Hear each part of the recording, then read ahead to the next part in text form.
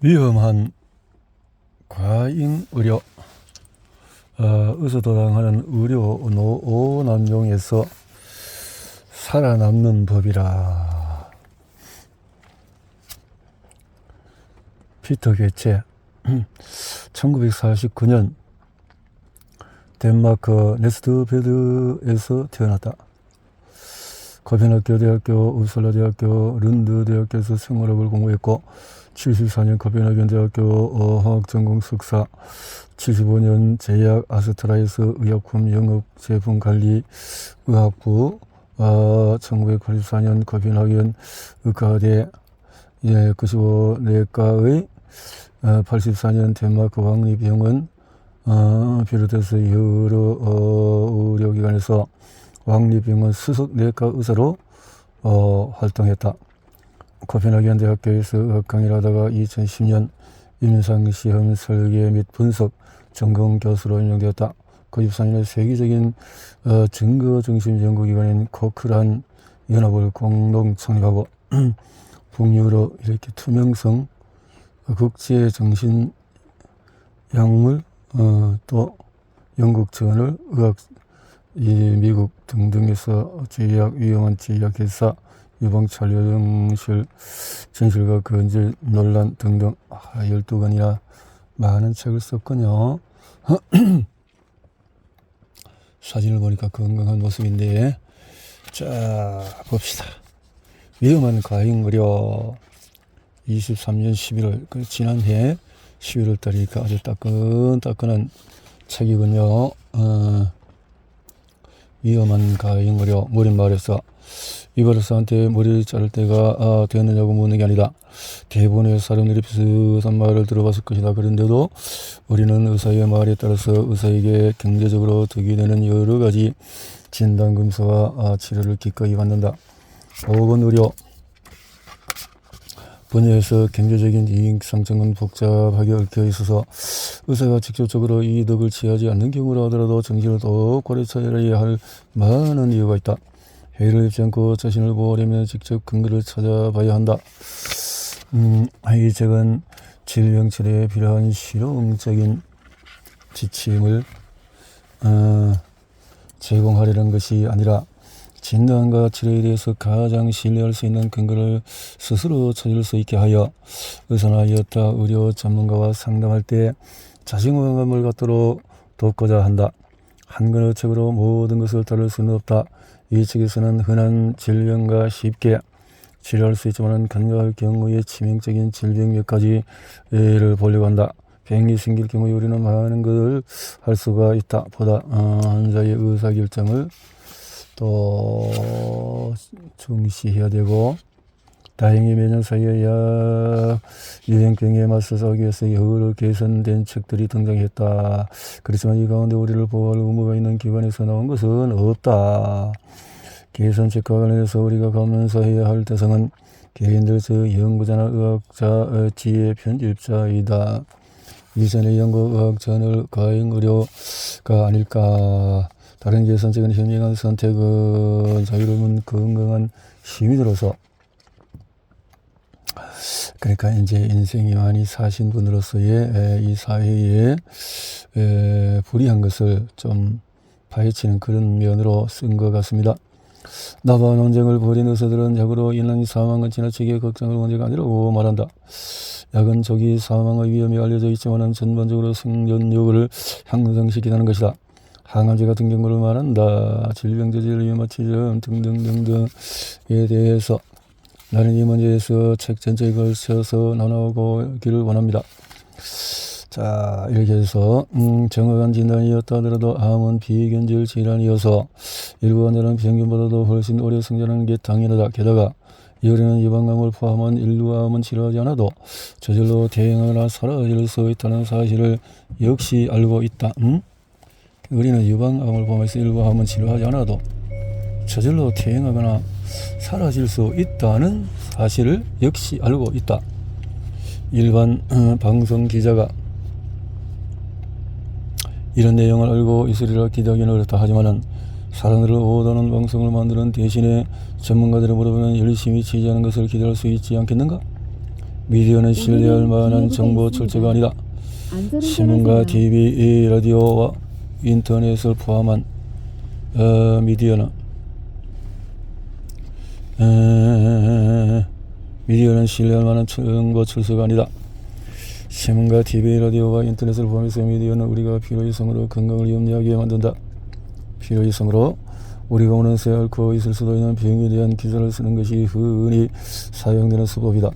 덴마크 신문 하나는 석 달에 걸쳐서 덴마크인이 앓는 병에 대해서 보도 기사를 수집해서 덴마크 국민 한 사람당 평균 2가지 질병을 앓고 있다는 결론을 내리기도 했다. 기자들이 덴마크인이 앓는 이러한 키워드로만 기사 검색을 했기 때문에 실상은 훨씬 더 심각하다고 한다. 다시 말해서 많은 질병이 간과되었다는 것이다. 여기에는 의료적인 문제도 있다. 증상이 없는 질병을 앓는 경우는 없다. 예를 들면 혈압, 혈당, 콜레스테롤 수치가 약간 높다고해서 질병을 앓고 있는 것은 아니다. 이런 상태는 질병이 아니다. 그저 위험인자일 따름이다. 위험인자에서 비정상이라는 단계를 붙이는 의사들이 있는데 그들은 대체로 제약에서 혈당은 이들이다. 무엇이 비정상이고 약물 치료가 필요한 상태인지 대한 기준이 해를 거듭하며 터무니없이 낮아졌다. 유럽연합의 심혈관 질환제 진설을 적용하면 노르웨이 남성의 86%가 40세의 심혈관계 질환 고위험군에 해당하는 것으로 나타나 연구 결과가 있을 정도다. 노르웨이는 세계 최장수 국가 중에 하나다. 노르웨이 열대성으로 한 다른 연구에서는 지침에 따라서 권고할 만한 높은 혈압이나 콜레스테롤 농도가 24세 이상 모집단의 50%에서 나타났다.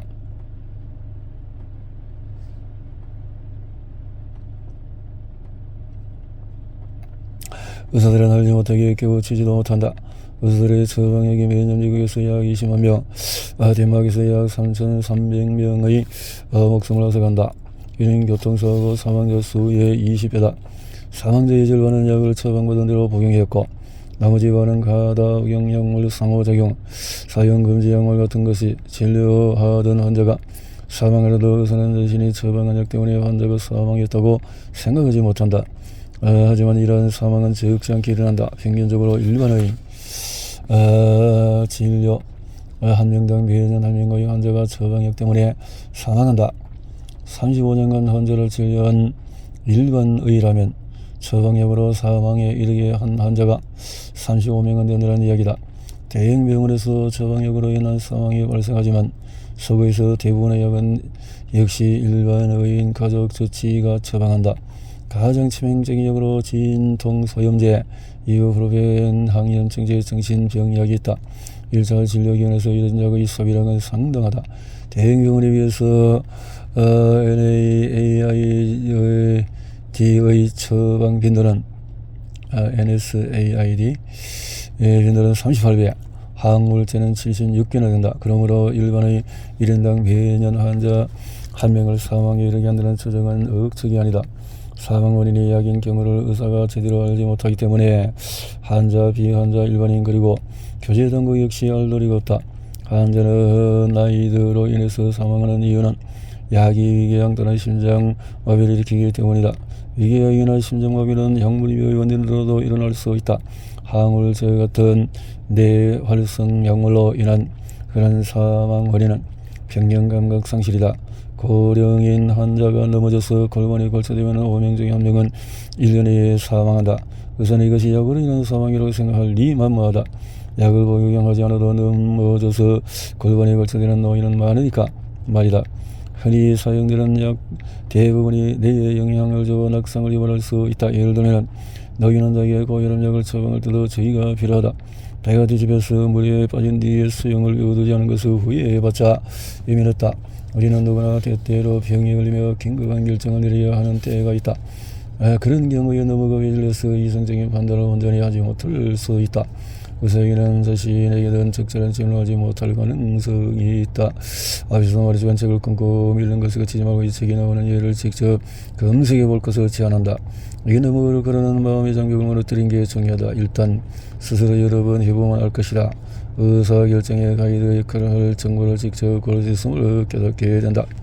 나는 정신들이 제발 좀 이렇게 했으면 좋겠다. 보고 누르면 적은 다른 문제건 간에 정신들 사이에서 의견충들이 생길 경우에 그것은 그들의 문제의 근원이 무엇인지 생사적을 생각을 전혀 하지 않기 때문인 경우가 많다. 그들에게 감정과 이념이 사실보다 더 중요하다.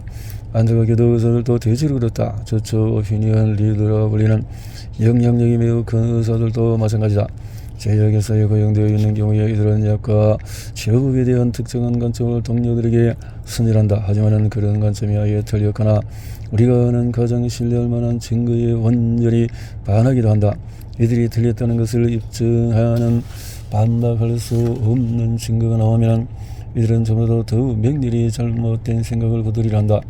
대중은 비판적인 태도가 필요하다는 것을 잘 알고 있다. 한설문조사에서 제약회사의 임상시험은 긍정적인 일관화로 편향되는 경우가 많다라는 항목에 영국 성인의 3분의 2가 동의했다. 대중의 3분의 1만 일반 의학 연구에서 나온 결과를 신뢰하는 반면에 3분의 2는 약에 대한 친구나 가족 조언을 더 신뢰했다. 이래서는 안 된다. 가족이나 친구가 가진 지식은 개인적인 경험에서 나왔을 가능성이 높다. 얘는 신뢰하는 것이 못 된다. 또는 신문, 잡지, TV, 라디오에서 접할 수 있는데 이 역시 마찬가지다. 지름길 같은 것이 없다. 스스로 근거를 찾아봐야 한다. 공정법원에 들어진 공리주의의 그늘은 공정법은 최대 다수의 최대 행복을 수고한다. 우리 윤리에서는 이를 공리주의라고 부른다. 무작정 배정 임상에서 어떤 정제가 대조건의 정제 아무 정제를 하지 않을 것일 수도 있다. 비교해서 사망자 수가 적은 정치인들은 기꺼이 이 치료법을 국가 의료 지침에 넣으라고 추천한다. 이런 치료를 받아야 한다는 것이 모두에게 너무나 당연하게 여겨진다. 하지만 결코 이렇게 간단한 문제가 아니다. 공정보건 프로그램의 병의 예방에 초점을 두는 방향으로 가고 있다. 타당한 일이다. 하지만 어느 특정 개인은 그로부터 혜택을 볼 가능성이 매우 작아진다는 의미이기도 하다. 그러므로 이런 치료를 거부하는 것 역시 완전히 타당한 선택이다. 모든 치료에는 위해성이 있기 때문이다. 여기에는 짚어야 할 의문점이 많다. 사망률이 215% 났다는 것은 무슨 의미인가? 많은 사람들이 이것을 운이 좋으면 그 질병으로 사망하지 않는다는 의미로 해석하지만 그저 사망 시기가 조금 늦어지는 것에 불과할 수도 있다. 결국 그 병으로 사망에 이르는 것은 마찬가지인데 단지 조금 늦게 죽는 것이다. 절대 다수의 항암제가 이런 경우인데도 그 효과에 대해서 대대적인 선전이 이루어졌다. 끔찍한 위해에도 불구하고 말이다. 사망률이 좀 언제 발생하는가? 어린이의 수명을 연장하는 것과 어떤 이유 때문이든지 곧 목숨이 나거나 이미 상태가 너무 악화되어서 삶이 고통스러운 노인의 수명을 연장하는 것 사이에는 크나큰 차이가 있다. 특정 질병이 얼마나 흔하고 그 병으로 사망하는 사람이 얼마나 많은가? 드문 질환이라면 예방적인 중재로 이득을 볼 가능성이 매우 낮으므로 대부분의 사람들은 치료를 받지 않기로 결정할 것이다. 공정보건 캠페인은 이런 문제에 대해서 놀라울 정도로 침묵하면서 프로파간다 성격을 띠는 것이 보통이다. 결과로 따르는 대가는 건강한 사람이 환자로 바뀌는 것이다. 어떤 정제의 이점과 위해가 모두에게 같은 척도로 측정되지 않는다. 그러므로 이 점이 위해를 넘어선다는 것은 주관적인 판단이다. 이런 판단의 주관성은 교통사고 사망률을 보면 분명히 드러난다. 사망사고는 속도 제한을 돌입하자 크게 줄어들었다. 그렇다고 또 속도 제한의 적정선은 어딘가?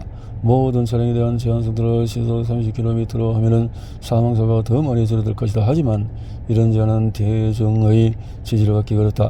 어느 정도로 제한을 하느냐는 완전히 임의적이다. 공정보건에서 어디까지를 정상으로 보느냐의 문제도 이와 같다. 유감스럽게도 이에 대한 지침을 작성하는 사람들이 제약회사와 긴밀한 관계인 경우가 많다. 의사는 왜 해결적인 진료를 원하는가? 해결적인 예전 방식의 장점은 유연성인데, 자, 컴퓨터가 도입되기 전에는 의사의 진료에 대한 감시가 거의 없었다. 잘 되지만 기능처가 이쪽 방향으로 너무 많이 기울었다. 현실적으로 의사가 모든 지침을 준수하기는 불가능하다. 환자의 진료 기록부가 타당한 이유를 기술하면 지침을 벗어나는 진료를 할 수 있다. 하지만 그렇게 하는 의사는 거의 없다. 하라는 대로 하고 동료와의 갈등을 피하는 변이 훨씬 더 쉽기 때문이다. 내가 의사 면허 시험을 통과하고 2년 뒤에 겪은 일이다. 나는 다른 이유로 입원한 노인 환자에게 가벼운 2형 당뇨병을 진단했다.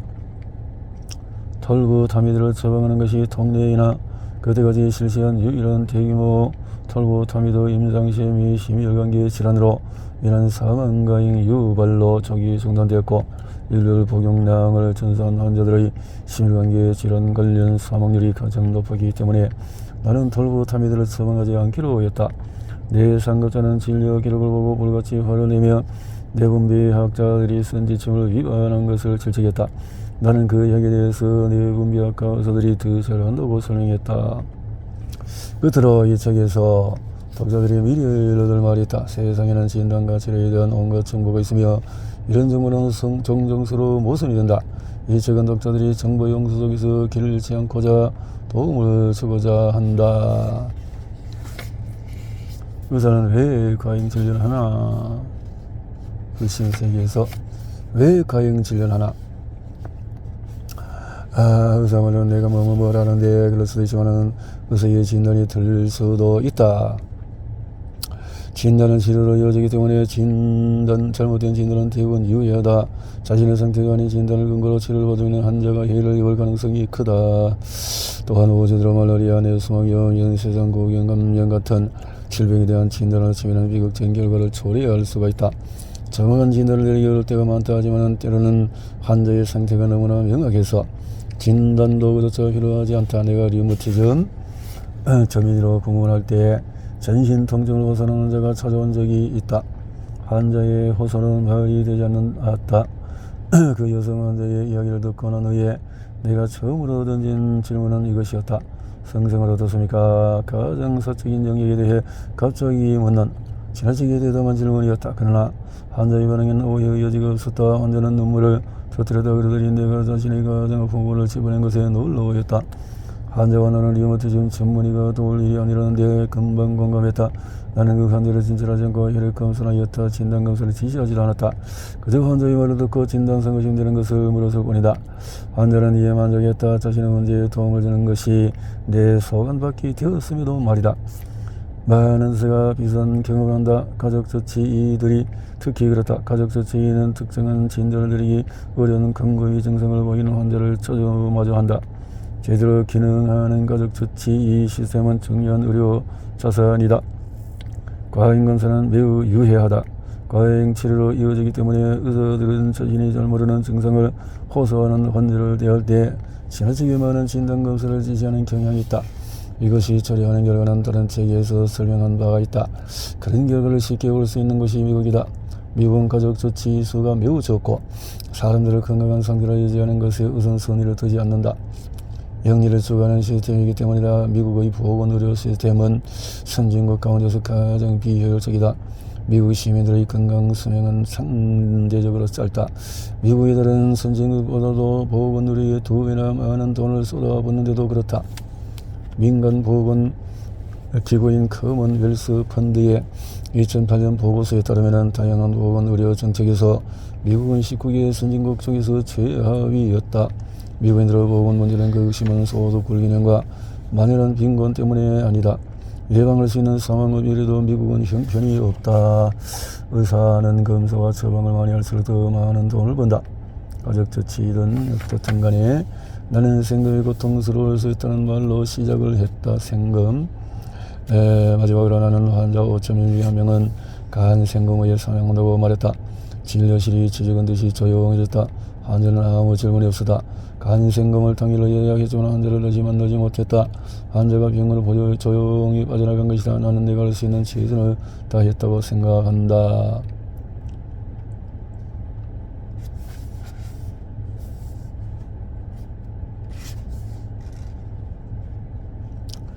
에이즈가 새로운 질병이던 시절에 환자가 좋지 않은 상태로 입원하면은 많은 의사들은 어디로 어떻게 살펴야 할지 몰랐다. 엄청나게 많은 진단검사가 이루어졌다. 우리 과에서 사망한 초기 환자 33명의 방대한 정례 기록을 서서히 뒤져서 치료 결과를 알아보려 했다. 우리 연구팀이 찾아낸 한 가지는 간생검이 많이 실시되었으나 무용지물이었다. 간생검이 많이 실시된 이유는 그저 간생검에 익숙한 간내과 의사들이 많았기 때문이라는 사실이다. 의사는 자신이 제공하는 의료 서비스에 따라서 대가를 한다. 그러므로 검사를 많이 지시할수록 더 많은 돈을 번다. 때로는 다른 병원이나 외부 기관에 있는 CT나 초음파 장비로 검사가 실시되어도 의사가 이익을 본다. 의사의 기본을 상하게 할 만한 질문하기는 어려운 일이지만 자신을 의사로 생각해야 한다. 어찌됐건 의사는 환자를 돕기 위해서 있는 존재이다. 의사가 비서 그 같은 검사를 지시하면 그 검사가 꼭 필요한지, 검사 비용이 얼마인지, 더 저렴한 검사가 있는지를 질문할 수 있다. 아울러 의사가 어떤 약을 선택적으로 처방하면 그 약을 선호하는 특별한 이유가 있는지, 이러자는 제약회사의 지원을 받고 있거나 제약회사에 투자를 하고 있는지 질문할 수가 있다. 그 밖에도 할 수 있는 일은 많다. 먼저 인터넷 검색으로 임상진료 지침을 찾아볼 수가 있다. 약 말고 다른 선택지는 없는지, 치료하지 않고도 낫거나 괜찮아질 수 있는지 물어보라. 복용하는 약으로 득을 보는 환자는 소수라는 점을 기억해야 한다. 어떤 적이 10%의 환자에게 도움이 되면 10명 중에 9명에게는 도움이 되지 않는다는 뜻이다. 이런 경우는 매우 흔하다. 1%의 환자에게 도움이 되는 약이 역시 아주 흔하다. 사람들은 혈압, 혈당, 콜레스테롤의 수치가 조금만 더 보도 많은 약을 먹기 때문에 이런 약은 100명 중에 99명에게는 도움이 안 된다. 의사가 제언한 약보다도 저렴한 약이 있는지 물어보라. 리베이트는 무척 흔하다. 고정부패가 별로 없는 나라에서도 의사들이 값비싼 약을 처방하면 환자 수대로 불법적인 돈을 받는 이 경우가 비일비재하다. 건강한 사람이든 환자든 자신이 의사와 진단검사에 대해서 토론할 만한 자격이 있다고 생각하는 사람은 별로 없다. 하지만 누구나 간단하고 합리적인 질문을 할 수 있다. 만약 의사가 이런 점을 해서 항상 이렇게 한다는 식의 답변으로 얼렁뚱땅 넘어가려고 하면 증거를 요구할 수도 있다. 물론 의미 있는 답변을 얻기는 어려울 것이다. 의사들은 진단검사에 대해서 하는 게 거의 없다시피 하다. 환자에 대해서 검사 결과를 얼마나 정확하게 또 부정확한지 의사들은 알지 못한다. 동료 의사들을 비판하기 위해서 이런 말을 하는 게 아니라 나도 마찬가지다. 자신이 하는 모든 일을 세세하게 다 알기는 불가능하다. 진단검사 문제는 특히 그렇다. 의사는 자신의 진단을 과신한다. 검사로 특정 진단이 나오면 의사들은 대체로 그 진단이 맞다고 여긴다. 그 이유 중에 하나는 의사들이 불확실성에 대응하는 능력이 떨어지기 때문이다. 그러나 상당수의 진단검사는 결과가 불확실하다. 즉 명확하게 형성이나 음성으로 나뉘지 않는다. 암도 그러하다. 하지만 의사가 내놓는 답변은 늘 환자에게 암이 있거나 있지 않거나 둘 중에 하나이면 모르겠다는 아니다. 한 분은 병리학자에게 왜 그런지 물어봤더니 의사들이 불확실성에 취약하기 때문이라고 하였다. 의사들은 어쩌면은 그럴 가능성에 맞춰서 대응해 나가지 못한다. 이런 흑백 논리와 인습 때문에 진단검사가 대체로 정확하고 확실하다는 잘못된 생각이 더욱 강화되었다. 환자들은 그리고 많은 의사들도 거의 모든 검사 결과에서 건강 확실부터 질병 확실까지 이어지는 연속성이 있고 그 중간에 상당히 넓은 회색 구간이 존재한다는 사실을 모른다. 의사들은 회색 구간 어디에서 갈라 병이 있는 쪽과 건강한 쪽으로 나눌 것인지를 결정해야 한다. 어느 지점에서 가르던 병이 있다고 진단된 사람 중에서 일부는 건강한 사람일 것이고 반대로 마찬가지다.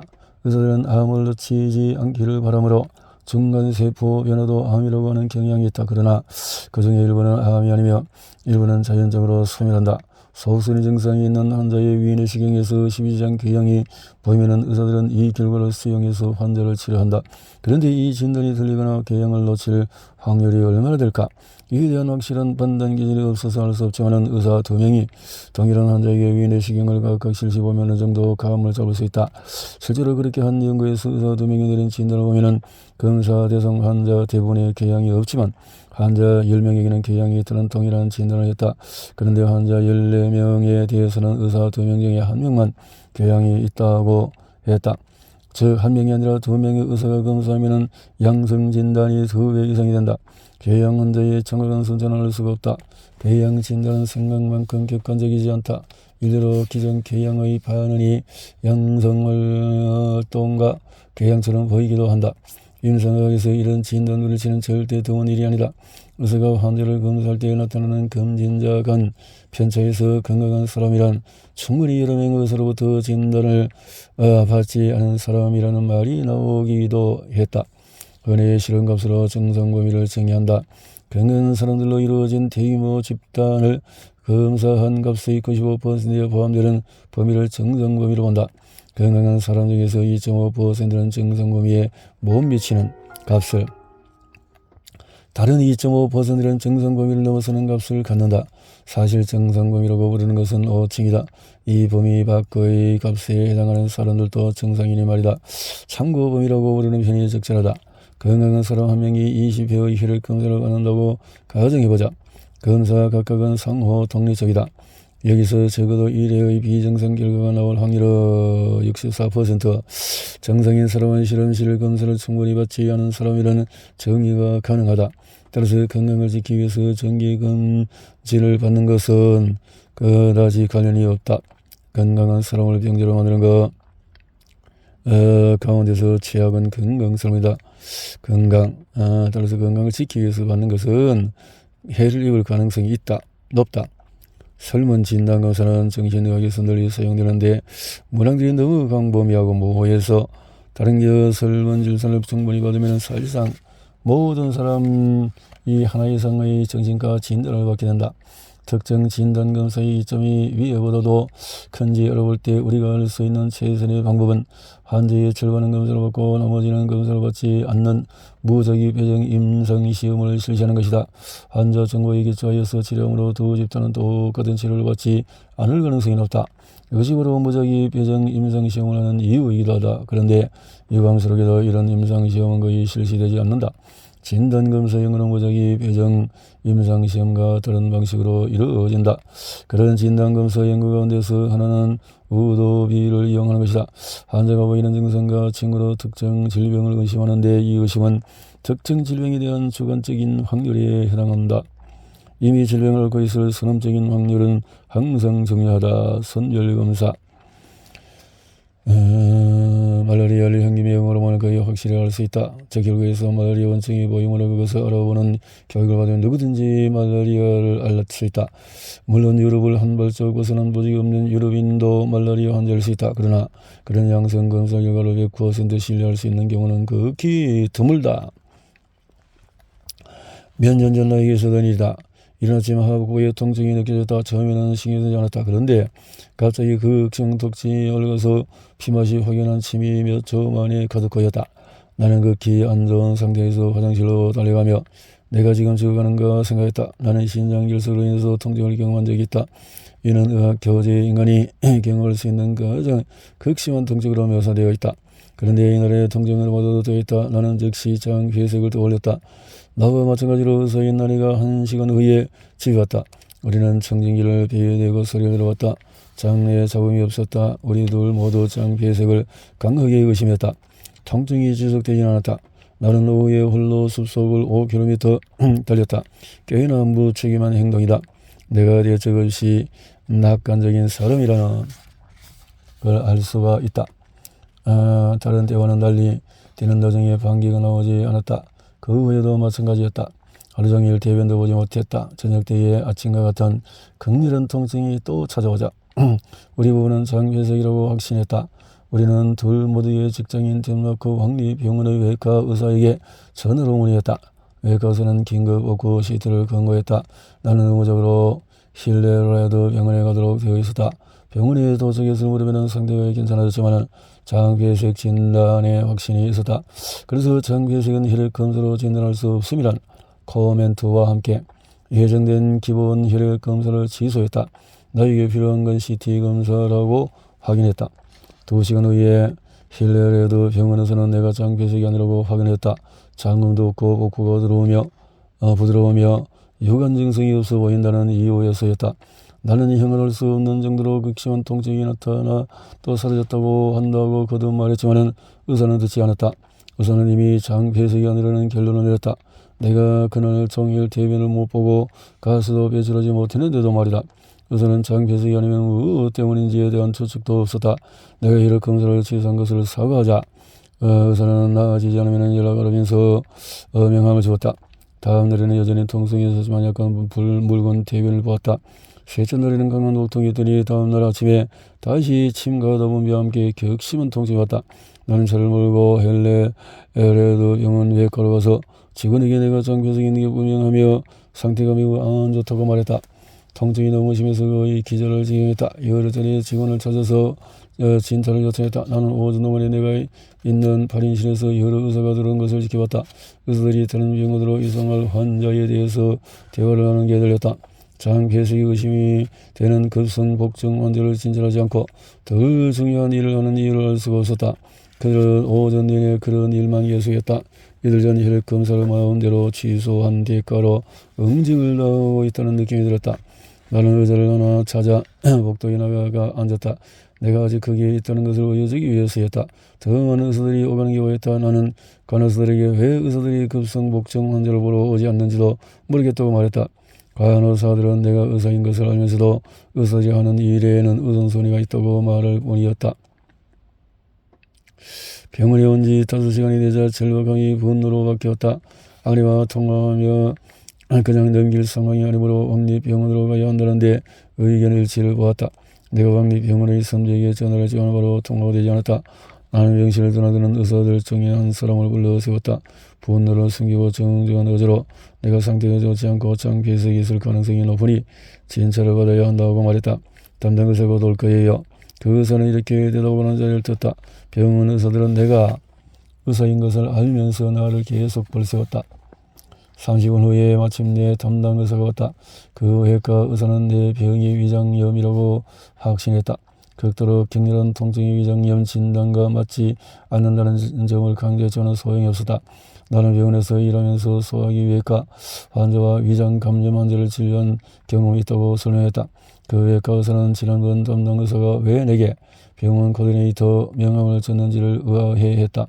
그 코디네이터는 암 환자를 돕는 사람으로 내게는 도움을 줄 수가 없었다. 의사는 나를 집으로 돌보냈다. 넷째 날이 되었고 생고생은 계속되었다. 나는 마치 폭발하듯이 토했는데 이는 장폐석의 전형적인 특징이다. 아내는 크게 걱정하며 병원에서 CT 검사를 안 한 것은 분명 잘못이라고 했다. 이후에 며칠간 나는 상태가 아주 안 좋았다. 극심한 통증으로 엎드려 있어야 했고 잠을 잘 수가 없었다. 힐레레드 병원에서는 나의 상태가 나아지지 않으면 가족 조치의를 찾아가야 한다고 했다. 그런데 가족 조치의는 다음 석질을 의심하며 힐레레드 병원에서 초음파 검사를 의뢰하려고 했다. 나는 이를 단호하게 거부했다. 환자의 증상 호소를 심각하게 받아들이지 않는 것에 어떤 경우라도 다시 가고 싶지 않았다. 나는 그 병원에 절대로 다시 가지 않을 생각이었다. 그러자 가족 조치의는 나를 힐레레드 병원으로 보냈다. 이곳의 의사는 다음날 아침에 초음파 검사를 하겠다고 하면서도 담석이 지금 내가 갖고 있는 물건에서 잘 익히지 않는다는데 나와 의견을 같이 했다. 나는 여전히 장폐색을 확신했다. 담석은 없었다. 내과 과장이 오더니 즉시 긴급 CT 검사를 지시했다. 대장이 30cm가량 길게 함 입되어 있어서 안으로 말려 들어가 있었다. 내가 과 과정은 결장수술 전문가와 의논해서 대장의 대부분을 제거해야 한다는 결론을 내렸다. 수술을 다음날 하기로 했다. 이미 날이 늦었기 때문이다. 나는 며칠이나 이 수술이 장기를 유발한다는 점을 환기시키며 그렇게 하지 않아도 되지 않느냐라고 물었다. 내 대장 자체가 문제가 있는 건 아니었기 때문이다. 나는 인터넷에서 성인의 함입에 대해서 논문을 찾아읽었다. 모든 논문에서 대장 전체를 제거할 것을 추천했다. 혈액 공급과 관련이 있었다. 함 입된 부분보다 훨씬 더 많은 부분을 제거해야 한다. 심지어 마취에서 깨어날 때 배에 대변 주머니가 붙어 있을 수도 있다는 사전 경고도 있다. 다음날 아침에 수술실로 가기 30분 전에 나는 일주일 만에 처음으로 정상적인 대변을 보았다. 내가 의사가 아니었으면 수술이 그대로 진행되었겠지만 나는 이것이 상태가 호전되고 있다는 의미임을 알았다. 침대에서 내려와서 간호사와 내과 과장에 이 사실을 알렸다. 수술 이동을 담당하는 직원이 도착했지만 대기 요청이 전달이 되었다. 의사들이 아침 회의에서 내 정리를 놓고 토의했다. 잠시 후에 내과 과장이 내게 영상의학 전문의가 지방종으로 보이는 지름 5cm 종양을 발견했다고 알려주었다. 가로잘록 행행결장에 의한 이 종양이 장폐석의 원인이었다. 의사들은 대장을 살릴 수 있도록 학문을 통해서 결장경으로 종양을 제거해 보기로 했다. 아침 회의에서 활발한 토론이 있었다. 일부는 결장을 제거해야 한다는 의견을 제시했고 보수적으로 접근해야 한다는 일들도 있었다. 나도 회의에 참석해서 해마땅했다. 그리 토론한 건 내 목숨이고 내 결정이었다. 그리고 나도 의사가 아닌가. 내가 거기에 있었다면 분명히 확실하지 않으면 보수적으로 접근해야 한다고 말했을 것이다. 장벽이 심하게 부어서 의사들이 종양을 바로 떼어낼 엄두를 내지 못했다. 게다가 종양을 통과해서 기저부를 소작할 수만큼 슬링이 없었다. 종양이 악성일 가능성이 있으므로 절단할 수도 없었다. 마지막 순간에 기적이 일어났다. 통증이 사라지고 복부 평감도 없어졌다. 하미부가 저절로 펴졌다는 의미였다. 허기가 몰려왔고 일주일 만에 처음으로 제대로 된 식사를 했다. 사이즈가 큰 설링은 공급 업체로부터 받을 수 있을 터였다. 그 전에 우선 장벽이 정상으로 들어와야 했다. 재발해서 결국 결정을 제거하게 될까봐 매우 걱정스러웠다. 나는 교재를 고쳐야 한다고 제안했다. 건강한 결정을 성등 부분 제거하기로 결정하기 전에 결정 내시경 검사를 반드시 실시해야 옳다. 내과 과정도 내 의견에 동의했다. 4주 후에 종양을 제거하기로 예약이 잡혔으나 기다리는 시간이 너무 길었다. 예약 일 직후에 나는 코펜하겐에 내가 주선한 중요한 국제회의의 의장을 맡기로 되어 있었다. 만약에 뭔가 잘못되었다면 그 역할을 할 수가 없을 것이므로 나는 예약을 한 주 당겨 달라고 요청했다. 3주 후에 병원에 갔을 때 의사들은 슬링을 종양에 걸지 못했고 다시 종양 기저의 고무줄 2개를 감아서 3일 하도록 했다. 3일은 종양은 5일 후면은 대변과 함께 나올 터였다. 수술 다음 날 통증이 다시 생기더니 점차 심해졌다. 의사들 중에 한 사람은 장폐색이 재발하면 결장경으로 반대 방향에서 창자에 바람을 불어 넣으면 될 거라고 말했었다. 나도 생각했던 방법이다. 시간과의 싸움이었다. 4일 후에 내 상태는 최악이 됐다. 나는 물을 많이 마시고 수프만 먹으면 배 대변이 종양을 쉽게 지나쳐가기를 바랐다. 종양 제거에 간신히 성공했다. 고무줄을 감은 지 6일 만에 종양이 떨어져 나왔다. 한때는 내 일부였지만 이제는 내 몸과 분리된 지저분하고 역겨운 설덩어리를 보자니 기분이 이상했다. 나는 종양을 씻어서 절개했다. 안쪽은 백색인데 주변부는 칠흑과 함께 좀 더 다양한 색을 띠었다. 바깥쪽에도 혈액이 있었다. 악성 종양일까봐 걱정스러웠다. 4주 전에 실시한 생검에서 악성이 아니라는 결과가 나오긴 했지만 혹시 모를 일이었다. 나는 현미경 검사에서 암이 간과할 수 있다는 것을 알고 있었다. 또 내 나이에 결장에 커다란 종양이 있는 경우 거의 악성이다. 이 일이 있고 나서 TV에서 비도울의 병원 소화기의과에 대한 다큐멘터리가 방영이 됐는데 환자 한 사람이 실질 동안에 입원하면서 21명 의사에게 진찰을 받았지만 진단이 나오지 않았다. 환자는 그 후에 개인 병원에 가는데 단 25만에 정확한 진단이 나왔다. 방광과 담관에 담석이 있고 포도당국인에 의한 치명적인 감염도 있었다. 환자는 기자였다. 이번 중에서 경험한 일이 큰 충격을 받아서 스마트폰으로 몰래 녹음을 했다. 그러게 한 결과 의사들이 자신의 실수를 듣기 위해 말을 바꾸는 것을 폭로할 수 있었다. 진료 중에 의사와 나 사이에 오간 대화와 내가 카메라를 들고 갔을 때 병원 경영진의 한 말은 완전히 다르다. 이걸 보면 병원 측의 설명을 조작하는 것을 알 수가 있다. 기자의 말이다. 이 사례는 환자안전위원회에 보고되었다. 위원회는 비도울의 병원의 진상조사 착수가 너무 느린 것을 비판했다. 기자는 병원 원장으로부터 사과를 받았지만 생명을 위협하는 감염을 간과한 것에 대해서 사과는 아니었다. 복도에서의 상담, 청소, 상태 불량, 너무 많은 의사의 진찰 같은 사소한 일에 대해서만 사과가 이루어졌다. 체온이 40도에 또 혈액이 포도당국인의 감염된 몸으로 기자는 비틀거리며 병상에서 일어나 화장실, 변기, 가장자리의 대변에 또 바닥의 소변, 얼룩 등을 영상으로 기록했다. 청소원이 화장실 청소를 마치고 나간 지 1분도 채 안 되어 촬영한 것이었다. 유감스럽게도 이것이 병원 행정의 전형이다. 지나치게 비싼 의약품 사용은 줄이지 않고 인력을 먼저 감축한다. 그러면 가장 힘없는 이들, 즉 청소원들이 제일 먼저 쫓겨난다.